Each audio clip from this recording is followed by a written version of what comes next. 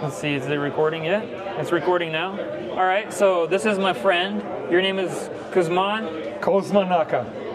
Let's start again from the top. Sir, what is your name and what are we doing here? My name is Kozma Naka and I am the coordinator of the forestry program at Alabama A&M University. I've been working there for 24 years and I come regularly at the Alabama Forestry Association meeting to meet with the different stakeholders in the forest industry. Okay, tell me more about why do you come to this event and what is that impact? How does that impact your work? What do you do for a living? And because we work closely with the Alabama Forest Association, with the Forest Service, with the Alabama Forestry Commission, and they all. This is a meeting place to discuss all the issues in forestry in Alabama and beyond. And you're on a day-to-day, what do you do? I teach different courses there. I teach forest operations, I teach forest measurements, and I teach also forestry field techniques, which is, there are two courses that take students trips in the southeast and show them different forestry practices. Why is it important? Why is education important? It is important, especially showing them hands-on and showing them different forestry practices and showing to the students different methods of harvesting, different silviculture treatments, different ecosystems. So I still believe that in what is called traveling field technique course or practicum. Well, I got to know you a little bit just while we were hanging out, and I really love how passionate you are about trees and the woods and the education element. Would you be interested in coming on to our Wood World podcast?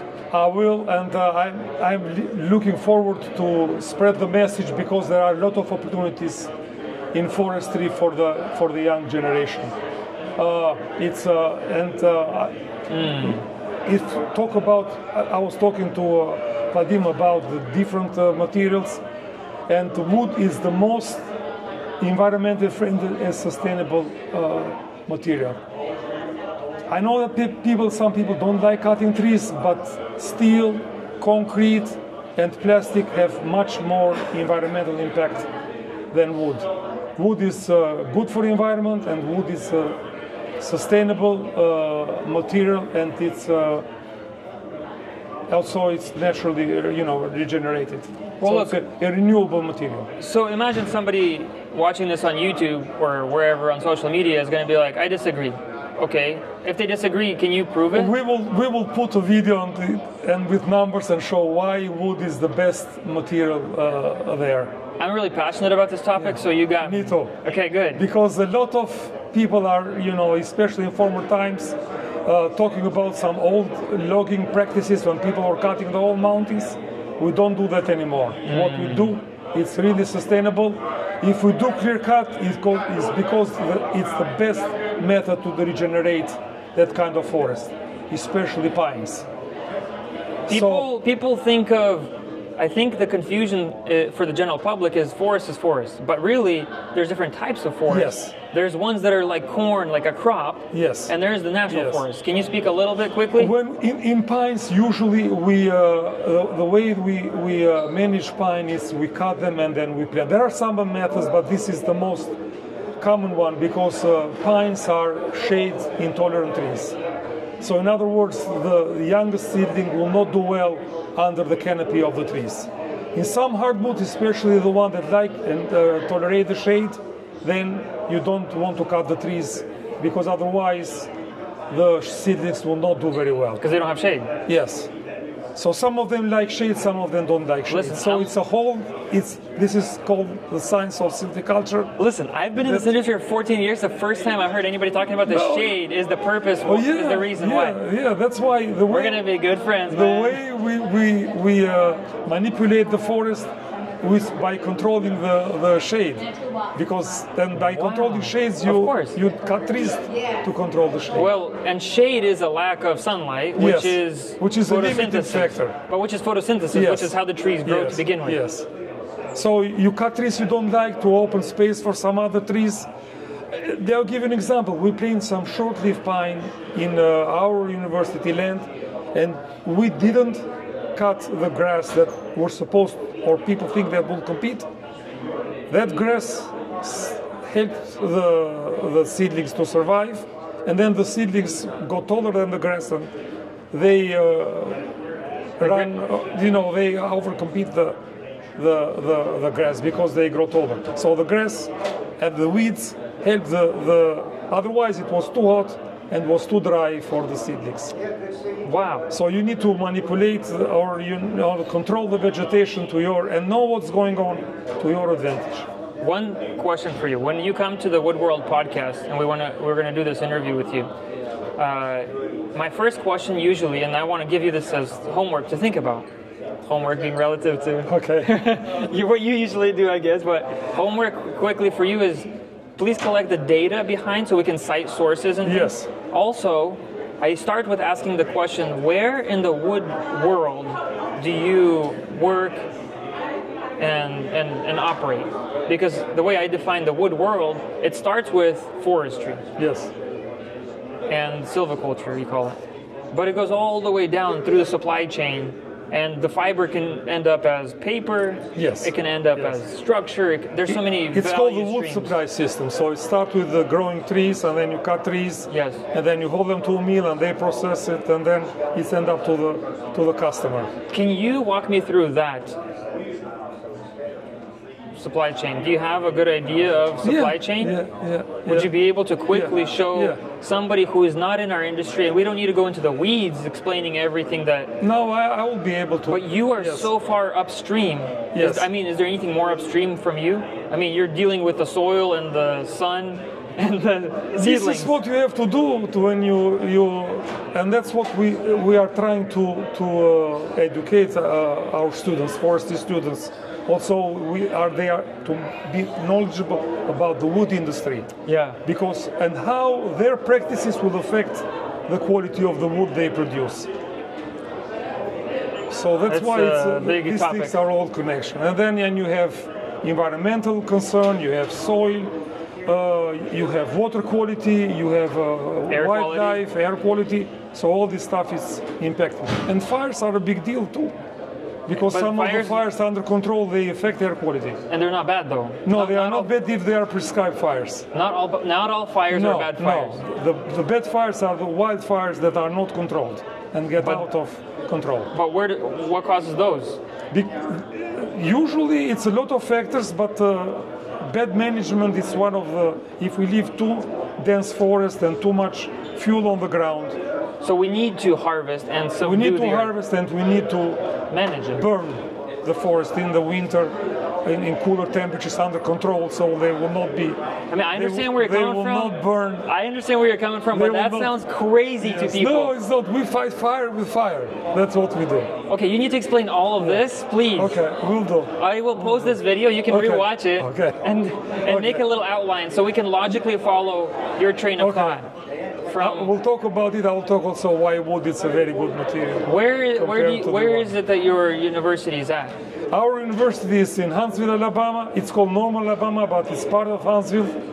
It's in north of Huntsville. It's an HBCU, which is a historically black college and universities. It's the only HBCU who has an accredited forestry program in the country. And we work closely with a lot of stakeholders in the industry and with the communities that are affected. So you're not just teaching theory; you're also connecting it to industry. Yes, and we are also very involved in fire. We have a group there with students. It's called Fire Dogs, and they do prescribe burning, and also they fight fires if there is a need. Can I visit you instead of just like anytime? You're welcome. Internet conversation is easy, but I would jump in my car or fly airplane anytime. Or whatever. You are welcome there. But can you suggest think about, is there an event or some kind of thing you're going to be doing that we can go see as well? We can. Usually it's in the spring, like February, March, when we do the burn. Okay, we can do it again in the spring or something like that. Yes. I think this is a very important topic that people, even within the industry, don't really have a good understanding. Like, let's go all the way upstream. If somebody's working, let's say, inside of a sawmill, Yeah. They don't know how to explain that what they're doing is actually part of the bigger picture. That's the problem with forestry. I don't think we have been vocal enough to explain what we're doing. So let's do it, man. Yes, Like, there's the camera, right? That's what we're doing right now. Yes, Preach it, I man. agree. So wait. Yes. Crystallize that thought. What did you just say? In other words, other environmentalists are blaming forestry like being not environmental friendly, which is not true. Forestry is always do with environment. It's like hunters. You kill animals, but you don't want to kill all of them because you want to hunt again. Of course. It's the same in forestry. We don't want to cut all the trees. No. We want to cut them sustainably so we have more trees in the future. And what do we have today? The growth, last time I've seen the numbers in Alabama, the growth of the forest, it's twice at what we cut. Like growth to drain ratio? Yes. Jeez. So we are doing very well in the south. So we're not just like some trees grow and we Yes. harvest them. It's not just a No, one-to-one. the growth is no. There's more growth Yes, than there yes, is cutting. Yes. And yes, burning. Yes. Jeez. And then, we are the wood basket of the world in the southeast. Well, we heard many presentations, Yes. and Brian Fair told us on Yeah, stage. You yeah, heard that? yeah. What was he saying about the South? Because the south has less, is a lot of land is private, it's less regulation than other parts of the United States and Canada, and also people are more, the public is more friendly to the forest industry because people are familiar with the forest industry, so they know what we are doing. And then we have a good climate, we have warm temperatures, we have a lot of precipitation, so they are all good climatic factors for growing Listen, trees in the south. Blown away with what I've experienced. I mean, it's wrapping up. People are shutting things down now, but listen, Brian invited me like recently, like last week or something. He's like, hey, I'm going to be speaking. Come down. I made the video for him on the stage. Did you see the video about the two rivers and stuff? Yeah. So, I made that in 2017. So I've been with this industry for a while, like I think over a decade, 13, 14 years at this point. And I just learned something brand new about the shade of the trees and all of this and that. I'm trying to put it together in my brain, and like I still can't quite grasp the wood world, We are also expanding into urban forestry because, this is what we have more impact to the people. I feel like what I was trying to say is I'm so glad I came, even though I wasn't really planning on it. I came and saw that I think Alabama has a lot of things to show Yes. the world. Yes. Actually, like, not saying that just because I literally just came back from Africa. I went to Canada. I went to Pacific Northwest, California. Like, I'm going zipping around Paris. I went to all over the world. More than 2/3 of the forest in Alabama, of the area of Alabama is forest. So forest industry are very important to this state. Which It's brings one a lot of the top economic industry. benefit. Yes. And that pays for Yes. taxes, and that Yes. pays for Yes. a lot of things. Yes. So both economically and environmental, and it's very important for the state. I think there's a lot of what people should learn, and I'm now talking to you people, the audience listening. There's a lot we all need to learn from Alabama. And so where do you go to learn? Go to university where there's people Yes. teaching. Yes, and we have 2 forestry schools in Alabama. We have Auburn University and we have Alabama, which is in South Alabama, in Auburn, and then we have Alabama A&M, which is in Huntsville, Alabama. Both are accredited schools from the Society of American Forester. Both are very good schools, and we work closely to each other. But yours is better. Yes, in some, but and then it's other schools: Georgia, Virginia Tech, Mississippi State. So it's a lot of very good forestry school in the southeast. Do you interface with the other Yes, people? we work with them. I know professors to other schools. Wow. We have project together. Yeah. Well, share this video with Yes. them. Let's start raising And the also awareness. another thing we do as in Southern School, we have also what is called forestry conclave. With all Forestry what? conclave. Conclave. What is that? When students get together and they compete, both technical event and physical event. And next year, in March, from March 20 to March 23, will be on our campus at Alabama A&M. So how can I help you with that? Look, we can. You are welcome, and you can make a good video what we'll do there. Yeah. Yes. No, even ahead of time. Do you need sponsors? Do you need companies to Yes. provide ideas? Yes. Ask. Yes. Make the ask Yes. right now. Somebody's Yes. watching. Please contact me, kozma.naka@amu.edu, and please support the Southern Forestry Conclave. And how? What do you need? Sponsors? You need ideas? You we need what? need money. Is the first one because we know we have to feed the students, we have to buy equipment, we have to buy wood and stuff like that. Okay. So and then also we can host usually people come on campus during the conclave. Yeah. And they try because it will be not just us, will be students from 15 schools in the south. And what can businesses, if they're going to support you, what do they get in return? Can they put their banner up or something? Yes. Because these are students, these people want to reach. They will be the name on the T-shirt. They will have banners there on the when we do events, and also they can put a booth there and then try to recruit students. That's what I was going to say. From our school and from other 15 schools that will be present there. You guys heard that? And so how big is this event?